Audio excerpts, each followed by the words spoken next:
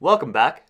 This video is going to continue what we learned in the previous video, so make sure you watch that one first before watching this one. So, we learned last time, anything to the power of 0 is always equal to 1, so I'm going to write some examples here.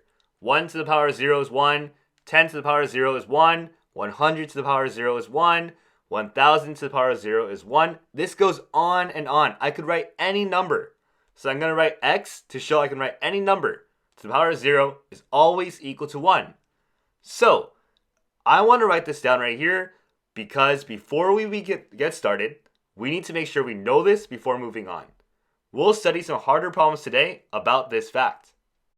Looking at this first problem, we have 2 to the power of 4 times 2 to the power of 3, all to the power of 0. Well, this one seems hard, but it's actually quite easy. That's equal to 1 because anything to the power of 0 is always 1. But we got that answer pretty fast, so let's just make sure we know what's going on by checking our work. So, we can add the exponents together inside the parentheses because that's a product rule. The base is the same. So that becomes 2 to the power of 4 plus 3 to the power of 0. We know that's 2 to the power of 7 to the power of 0. We can multiply the exponents together to get 2 to the power of 0, and that's equal to 1 as well. So we got the correct answer. Cool. Let's look at another problem that's a little different but yet kind of similar.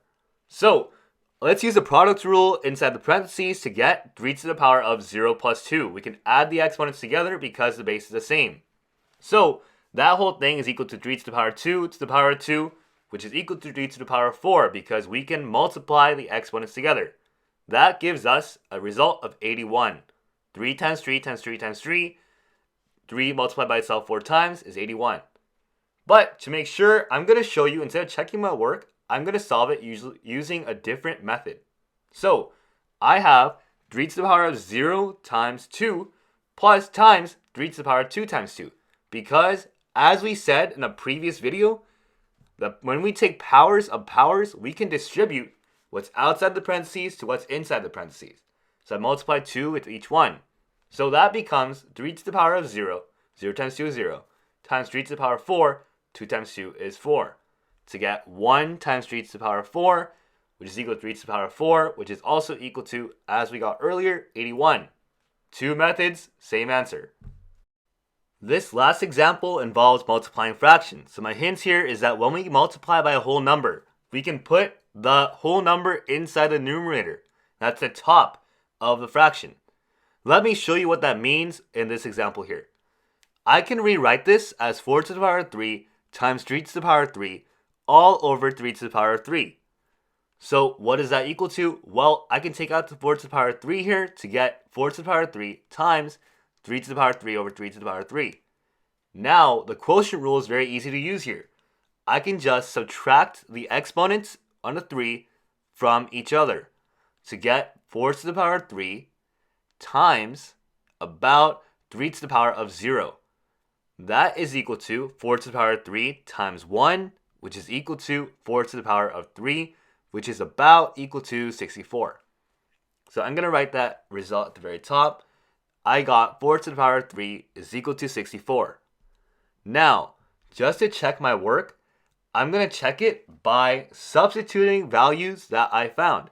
So I know 4 to the power of 3 is equal to 64, and I also know that 3 to the power of 3 is equal to 27. So I am going to substitute these two values in after I write it down in this lavender and this orange color. This whole thing is equal to 64 over 27 times 27. Notice how I'm dividing by 27 and multiplying by 27. Well, that means I can cancel out the two 27s to get my final result of 64, which is what we had earlier. Nice. Let's just go over the vocabulary to close out. So we already know that the power of 0, or the 0th power, x to the power of 0 of any number is defined such that x to the power of 0 is equal to 1. We always know it's always equal to 1. Lastly, let's just review. We know that this helps us simplify. So 5 to the power of 0 here is equal to 1. So I'm going to rewrite this by writing 1 instead of 5 to the power of 0. Well, that whole thing is equal to 5 to the power of 2 to the power of 3, We know from a previous lesson that we can multiply to get 5 to the power of 6, which is about 15,625. And lastly, we know that when we multiply a whole number with a fraction, we can combine the whole number inside the numerator. That's the very top of the fraction. So that becomes 3 to the power of 7 over 3 to the power of 7. Well, here we can use the quotient rule. We can subtract 7 minus 7 to get 3 to the power of 0, which is equal to 1. And we're done. We've come a really long way. I'm proud of you for your progress. Great job. See you tomorrow. Make sure to like, comment, and subscribe. Have a good rest of the day. Bye. 내가 돌아갈 때 그곳에 있어줘